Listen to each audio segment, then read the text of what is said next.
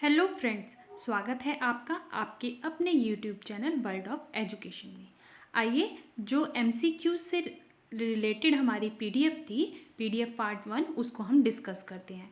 तो पहला क्वेश्चन है, the essential qualities of a researcher are. एक रिसर्चर की क्या ज़रूरी क्वालिटीज़ हैं? तो स्पिरिट ऑफ फ्री इंक्वायरी, बिल्कुल सही है।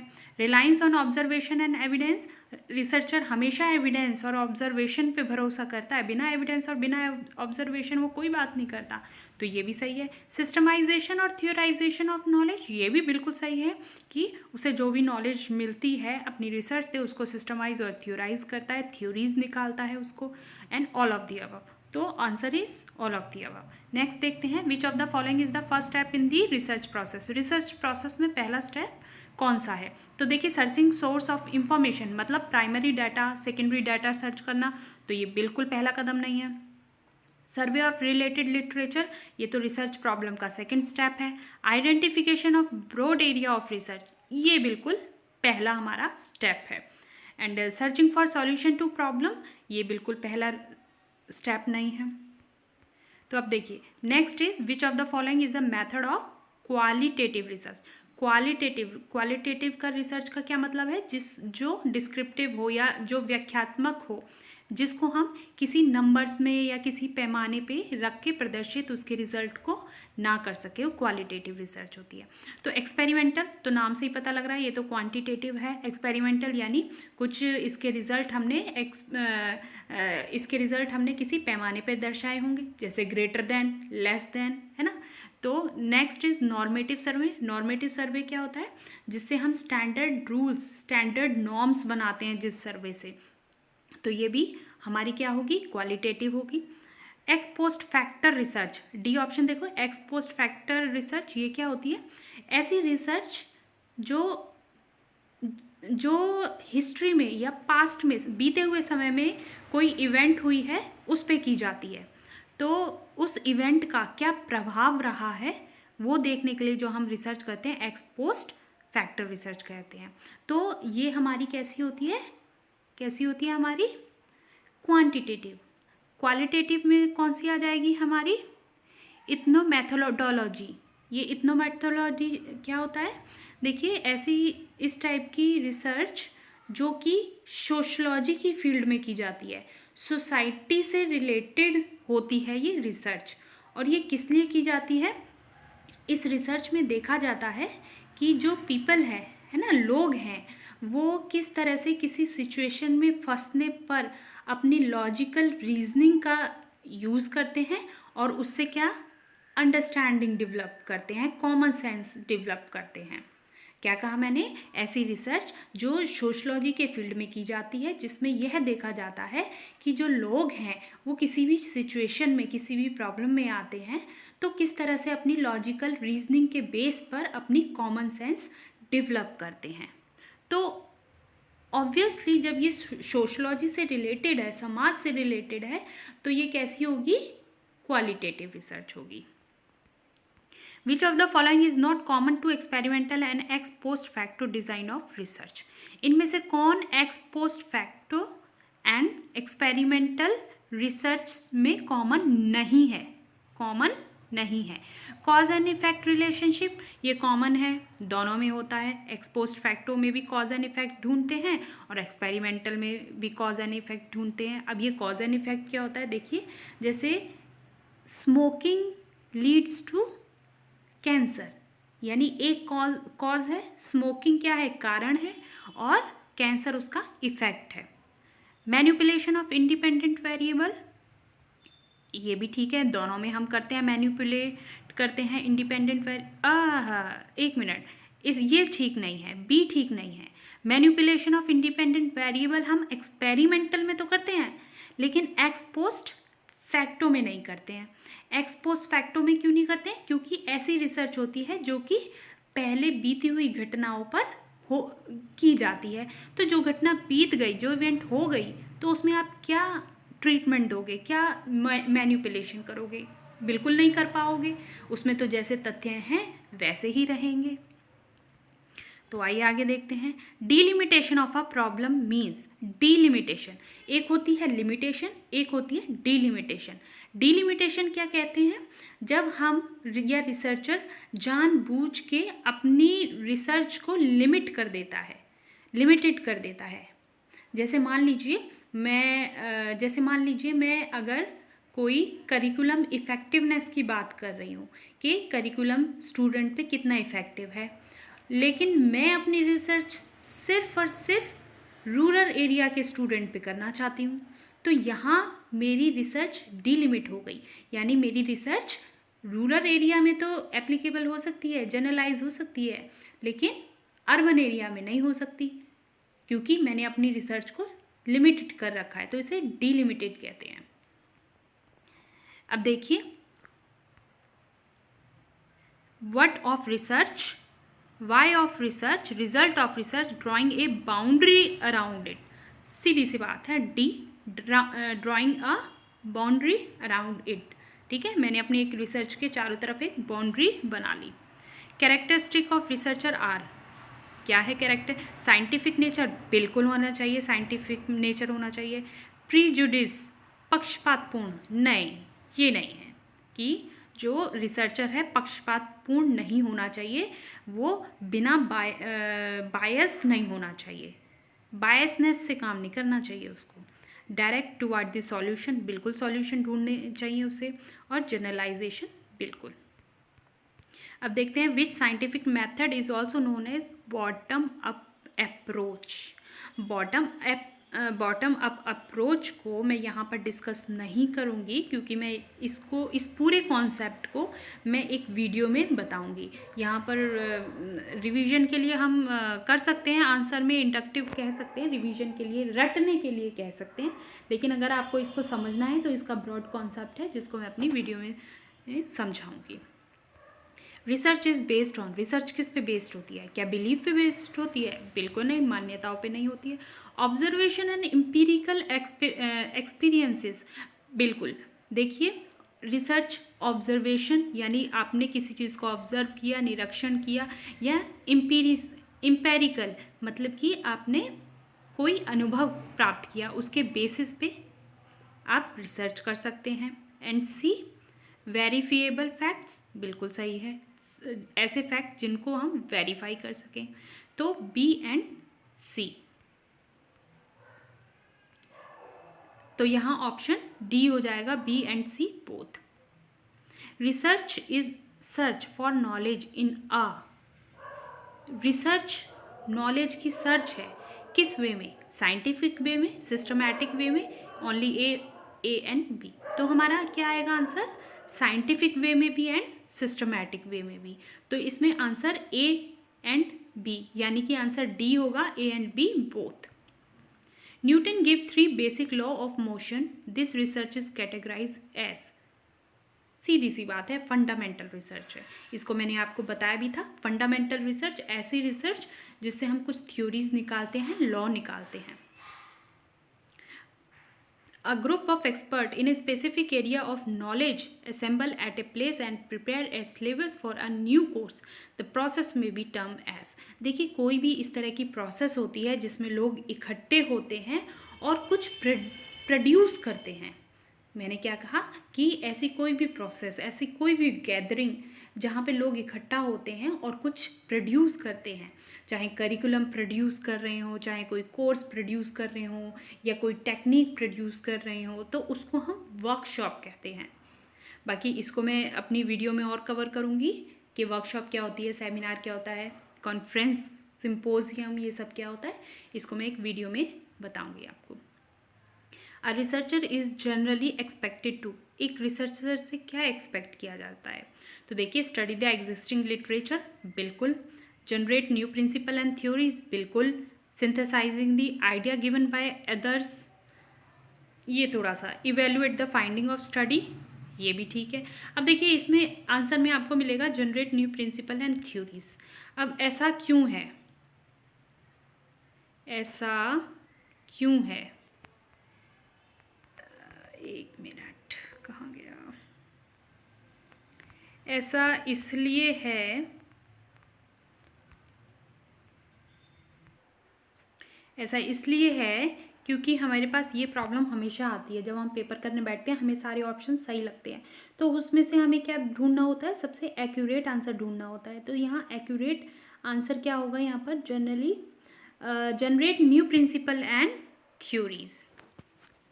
अब देखिए, government of India conduct census after 10 year, the method of research use in this, सबको पता है, survey. Which of the following is not characteristic feature of research process, research process का ये फीचर नहीं है। एम्पिरिकल अप्रोच, ये है बिल्कुल। सिस्टमैटिक एंडेवर, ये भी है। क्रिटिकल एनालिसिस, रिसर्च में क्रिटिकल एनालिसिस की जाती है। And uncontrol condition, uncontrol condition. अब आगे देखते हैं, ये हमारा हो चुका, कैरेक्टरिस्टिक हो चुकी, ये हो गया।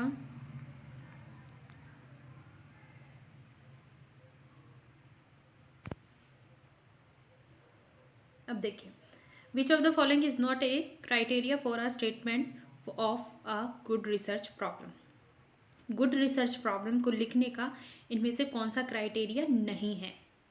तो देखिए, गुड रिसर्च प्रॉब्लम का क्या मतलब है, यहाँ पर गुड रिसर्च प्रॉब्लम का मतलब है, रिसर्च प्रॉब्लम जब हम डिफाइन करते हैं तो कुछ क्राइटेरिया लेते हैं, है ना, तो उन क्राइटेरिया को जो रिसर्च प्रॉब्लम पूरा करता है उसको हम गुड रिसर्च प्रॉब्लम बोलते हैं। तो देखिए, expression of relationship between among the variables, बिल्कुल सही बात है। क्लैरिटी, अनएम्बिग्यूसनेस, ये भी ठीक है। पॉसिबिलिटी ऑफ एम्पिरिकल टेस्टिंग, ये भी ठीक है। Possibility of use of statistical analysis, ये ठीक नहीं है। तो आंसर हमारा डी होगा। ये क्यों? क्योंकि जब भी हम रिसर्च करते हैं, अगर हमने इस तरह की रिसर्च प्रॉब्लम बनाई है जिसमें हम स्टैट नहीं लगा सकते, तो हम उसको बेकार रिसर्च प्रॉब्लम नहीं कहेंगे। तो स्टैट यूज़ होना या ना होना कोई क्राइटेरिया नहीं है। An investigator studied the census data for a given area and prepared a write-up based on them. Such write-up is called. अब देखिए, रिसर्च पेपर क्या होता है, रिसर्च पेपर में हम खुद अपना डेटा वगैरह कलेक्ट करते हैं, चाहे प्राइमरी या सेकेंडरी, और उससे हम अपना डेटा, अपना निष्कर्ष लिखते हैं। थीसिस ऐसा ही होता है, रिसर्च रिपोर्ट में भी यही होता है। लेकिन जो आर्टिकल होता है, आर्टिकल में ऐसा नहीं होता। आर्टिकल में कैसा होता है कि एक राइटअप बनाया जाता है। राइटअप किसके बेस पे बनाया जाता है, कुछ आंकड़े जो पहले कोई सर्वे हो चुका है, पहले कोई रिसर्च हो चुकी है, उसी के बेस पे एक राइटअप लिखा जाता है, उसको हम आर्टिकल कहते हैं। Which of the following term is relevant to a qualitative study, इनमें से कौन सी टर्म रिलीवेंट है क्वालिटेटिव स्टडी में। अब देखिए, क्वालिटेटिव स्टडी, जैसे मैंने बताया था कि ऐसी स्टडी जिसके रिजल्ट को हम नंबर में प्रदर्शित कर सके, क्वालिटेटिव जिसके रिजल्ट को हम नंबर्स में प्रेजेंट ना कर सके। तो देखो, कंपैरिजन ये होता है, बिल्कुल कर सकते हैं। प्रेडिक्शन कर सकते हैं, कोरिलेशन कर सकते हैं, लेकिन एक्सप्लोरेशन इसमें नहीं कर सकते। Read the following statement about field study. Field study क्या होता है, देखिए यहाँ रिसर्चर खुद फील्ड में जाता है, जहाँ उसे रिसर्च करनी है उस फील्ड में खुद जाता है, और ये रियल लाइफ सिचुएशन में होती है। तो यहाँ देखो, a field study is conducted in real life setting, बिल्कुल सही बात है। जैसे मान लीजिए रिसर्चर को किसी फैक्ट्री के वर्कर्स की क्या लाइफस्टाइल है, ये इस पर रिसर्च करनी है, तो वो फैक्ट्री में खुद जाएगा और ये रिसर्च रियल सेटिंग में करेगा। Real setting, real environment. It effectively uses scientific method. अब देखो, it effectively uses scientific method. अब यहाँ हमारे क्या होगा, साइंटिफिक मेथड इफेक्टिवली यूज़ करे, ऐसा पॉसिबल नहीं है। क्यों? इसलिए पॉसिबल नहीं है क्योंकि ये रियल लाइफ सेटिंग में करते हैं, और रियल लाइफ सेटिंग में ये पॉसिबल नहीं हो पाता। Male and female student perform equally well in a numerical aptitude test. तो ये किस तरह की हाइपोथेसिस होगी हमारी, null hypothesis. Main characteristic of scientific research is, scientific research की मेन कैरेक्टर, मेन पूछिए अब यहाँ, कैरेक्टरिस्टिक तो ये सारी हैं लेकिन हमें मेन पूछिए, तो मेन क्या होगी? अगर डी ऑप्शन है ऑल ऑफ दी अबव देंगे, अगर मान लीजिए डी नहीं होता तो एक्सपेरिमेंटल लिखते। Which is the correct order of following step of research? अब ये हमें रिसर्च के स्टेप देखने हैं, तो देखिए सबसे पहले कौन सा स्टेप आएगा हमारा? Defining and redefining problem. सबसे पहले हम अपनी प्रॉब्लम डिफाइन करते हैं, फिर इसके बाद क्या है? सिक्स्थ है फॉर्मुलेटिंग हाइपोथेसिस। प्रॉब्लम डिफाइन के बाद हम हाइपोथेसिस लिखते हैं, राइट? फिर क्या करते हैं? हम डेटा कलेक्ट करते हैं, फिर उसके बाद उस डेटा को ऑर्गेनाइज और एनालाइज करते हैं, नंबर 1 है ना। और फिर हम क्या करते हैं? डिडक्शंस बनाते हैं और उसके बाद कंक्लूजन निकालते हैं। तो what is not a goal of scientific method of acquiring knowledge? इनमें से जो नॉलेज हम एक्वायर करते हैं, नॉलेज लेते हैं, इनमें से कौन सा गोल नहीं है? Explanation, fact finding, control, prediction. तो एक्सप्लेनेशन, राइट, एक्सप्लेनेशन इसमें से लक्ष्य नहीं है, साइंटिफिक मेथड का लक्ष्य नहीं है explanation. A research paper is a brief report of research work based on. Research paper किस पर बेस्ड होती है? देखिए जो रिसर्च पेपर लिखा जाता है वो किस पर बेस्ड होती है? Primary data, secondary data, both primary and secondary, none of the above. तो both, primary and secondary. Primary भी आप डाटा कलेक्ट कर सकते हैं और सेकेंडरी, प्राइमरी डाटा वो होता है जो आप खुद कलेक्ट करते हैं, कहीं से कॉपी नहीं करते हैं। लेकिन सेकेंडरी डाटा कौन सा होता है? जो सेकेंड हैंड डाटा होता है, यानी किसी और ने पहले से डाटा कलेक्ट कर रखा है और हमने सिर्फ उसके डाटा को लिया है। जैसे हम जनगणना होती है ना, तो हम जनगणना का डाटा भारत सरकार से ले सकते हैं, तो वो हमारे लिए सेकेंडरी डाटा होगा। In the process of conducting research, formulation of hypothesis is followed by. Hypothesis जो हम बनाते हैं वो हाइपोथेसिस किसके पश्चात आती है? हाइपोथेसिस के बाद क्या आता है? तो हाइपोथेसिस के बाद क्या आता है? Selection of research tool.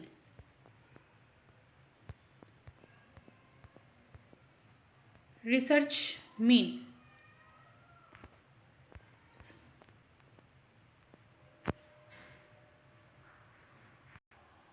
Research mean. अब देखिए अगर हम इसे पढ़ेंगे ना तो हमें सारे ऑप्शन सही लगेंगे। सर्चिंग अगेन एंड अगेन, ये भी सही लगेगा। Finding solution to any problem, ये भी सही लगेगा। Scientific approach to new truth, ये भी सही लगेगा। कंडक्टिंग एक्सपेरिमेंट, ये भी सही लगेगा। तो लेकिन जो इसमें से सबसे बेस्ट है तो scientific approach to new truth, क्योंकि ये सब जो ऑप्शन हमने अभी पढ़े हैं ना, ये सब किस लिए किए जाते हैं? सत्य की खोज करने के लिए किए जाते हैं। तो या कोई नया फैक्ट, नई नॉलेज के लिए किया जाता है। तो सबसे best answer, appropriate answer C होगा इसमें। Which of the following is characteristic feature only of experimental, only of experimental. Experimental का कौन सा इसमें फीचर है? कंट्रोल ऑफ एक्सटर्नियस वेरिएबल्स, बाह्य चरों का नियंत्रण करना, तो ये ठीक है। बी देखो, study of cause and effect relationship, ये भी ठीक है। Observing variable in the dependent variable, ये भी है। मैनिपुलेशन ऑफ ट्रीटमेंट वेरिएबल, ये ठीक नहीं है। मैनिपुलेशन ऑफ ट्रीटमेंट वेरिएबल नहीं, तो आंसर डी होगा। Which of the following type of study result in findings which could not be generalise to other situation? किस प्रकार के अध्ययनों से जो निष्कर्ष निकाला जाता है वो दूसरी परिस्थितियों में जनरलाइज नहीं किया जा सकता, दूसरी परिस्थितियों में अप्लाई नहीं किया जा सकता। तो डिस्क्रिप्टिव किया जा सकता है, हिस्टोरिकल नहीं किया जा सकता। क्यों? क्योंकि ये हमारे पास्ट इवेंट से जो रिजल्ट आता है वो होता है। पास्ट रिजल्ट को हम प्रेजेंट रिजल्ट में कभी भी अप्लाई नहीं कर सकते।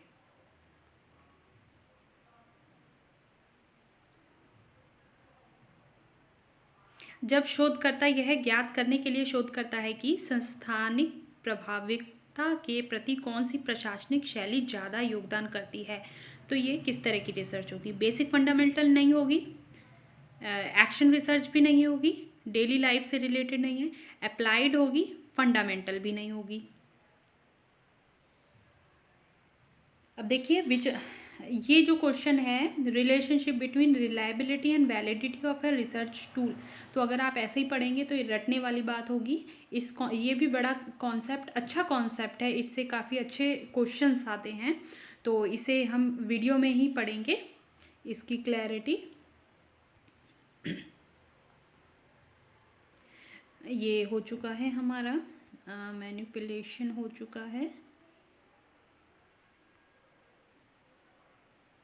Recognise the following step of descriptive research in the correct sequence. देखिए जो डिस्क्रिप्टिव रिसर्च होती है उसके क्या स्टेप होंगे, तो अगर आपको रिसर्च प्रोसेस के स्टेप पता है तो आप इसके स्टेप बता सकते हैं। तो देखिए सबसे पहले क्या है, संग्रहण और डेटा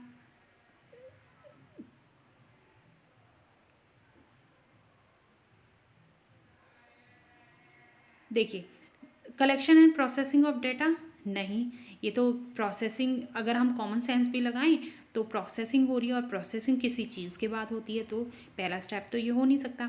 इंटरप्रिटेशन ऑफ रिजल्ट नहीं, ये तो लास्ट में कहीं लाई करना चाहिए। आइडेंटिफिकेशन ऑफ प्रॉब्लम और अरेंजिंग ऑफ जनरलाइजेशन, जनरलाइजेशन तो सबसे बाद में। ड्राफ्टिंग द रिपोर्ट नहीं भाई नहीं। फॉर्मुलेशन ऑफ द हाइपोथेसिस ये भी नहीं। तो फर्स्ट स्टेप हमारा कौन सा हो जाएगा, आइडेंटिफिकेशन ऑफ द प्रॉब्लम। एक बार जब हमारी प्रॉब्लम आइडेंटिफाई हो जाती है तो देखिए फिर कौन सा स्टेप है, फॉर्मुलेशन ऑफ द हाइपोथेसिस। फिर हम क्या करते हैं, हाइपोथेसिस बनाते हैं और फिर डेटा कलेक्ट करते हैं। डेटा कलेक्ट करने के बाद हम क्या करते हैं, आंसर देख लेते हैं, 361,524, 361,5 ड्राफ्टिंग द रिपोर्ट बिल्कुल सही है। Interpretation, arranging of generalisation, last में जनरलाइजेशन। एलिमेंट क्या है ये, निम्नलिखित में से कौन एक शोध प्रस्ताव और एक शोध रिपोर्ट का एक सामान्य तत्व नहीं है। निम्नलिखित में से कौन एक शोध प्रस्ताव, रिसर्च प्रपोजल, और एक शोध रिपोर्ट, रिसर्च रिपोर्ट का एक सामान्य तत्व नहीं है। ओके, तो देखिए ऑब्जेक्टिव एंड हाइपोथेसिस ये सामान्य तत्व है, आपको मिलेगा दोनों, प्रपोजल और रिपोर्ट दोनों में मिलेंगे। रेफरेंसेस टू प्रीवियस रिसर्च ये भी दोनों में मिलेंगे references. Source of information data ये भी मिलेगा, लेकिन क्या, इम्प्लीकेशन फॉर फर्दर रिसर्च ये सामान्य नहीं है। ये क्या चीज़ होती है, ये इम्प्लीकेशन ऑफ फर्दर रिसर्च क्या चीज़ होती है, देखिए जब रिसर्चर कोई रिसर्च करता है उसके बाद अपने कंक्लूजन निकालता है, कंक्लूजन निकालने के बाद उन कंक्लूजन से हम फर्दर रिसर्च कर सकते हैं। तो ऐसा ज़रूरी नहीं है प्रपोजल हो या रिसर्च रिपोर्ट हो कि उसमें इम्प्लीकेशन फॉर फर्दर रिसर्च भी हो, तो ऐसा ज़रूरी नहीं है। When a researcher include in his sample those individuals who are willing and are readily available, the sample technique is called। देखिए अगर हम सैंपल, कोई भी सैंपल ले रहे हैं तो ऐसे इंडिविजुअल जो कि तैयार हैं, है ना, और हमें मिल भी जाएंगे, तो इस तरह की सैम्पलिंग टेक्निक को हम क्या कहेंगे, इंसिडेंटल सैम्पलिंग। रैंडम हम कहेंगे नहीं, रैंडम वो होते हैं जो आंख बंद करके किसी को भी छांट लिया। कोटा सैम्पलिंग हम कहेंगे नहीं, कोटा सैम्पलिंग वो होती है जब हमने किसी भी क्षेत्र का एक कोटा, एक बाउंड्री बना दी और उसमें से कोई नमूना लिया। स्नोबॉल सैम्पलिंग नहीं होती है, ठीक है। स्नोबॉल सैम्पलिंग का मतलब होता है कि मान लीजिए हमने एक डाटा कलेक्ट किया, उस पर्सन, मान लीजिए कोई पर्सन से हम डाटा कलेक्ट कर रहे हैं और फिर वो कहे, आपको रेफरेंस दे कि एक और, मेरी नॉलेज में एक और पर्सन है, वो आपको आपके डाटा कलेक्शन के लिए हेल्पफुल हो सकता है। सपोज़ करिए कि मेडिसिन के ऊपर कोई डाटा कलेक्ट कर रहे हैं, ठीक है, तो मेडिसिन ने पेशेंट पर कितना इफ़ेक्ट किया, तो हम उस पेशेंट के पास जाएंगे, एक पेशेंट के पास, उससे हम रिपोर्ट लेंगे, अपना डाटा कलेक्ट करेंगे, फिर वो पेशेंट बताएगा कि मेरी नॉलेज में एक और पेशेंट है, आप वहाँ चले जाओ, उससे भी डाटा कलेक्ट कर लो, तो हम उसके बताने पर वहाँ जाएंगे, और जो दूसरा पेशेंट है वो तीसरे पेशेंट के बारे में हमें बताए। तो इस तरह को स्नोबॉल सैम्पलिंग कहते हैं।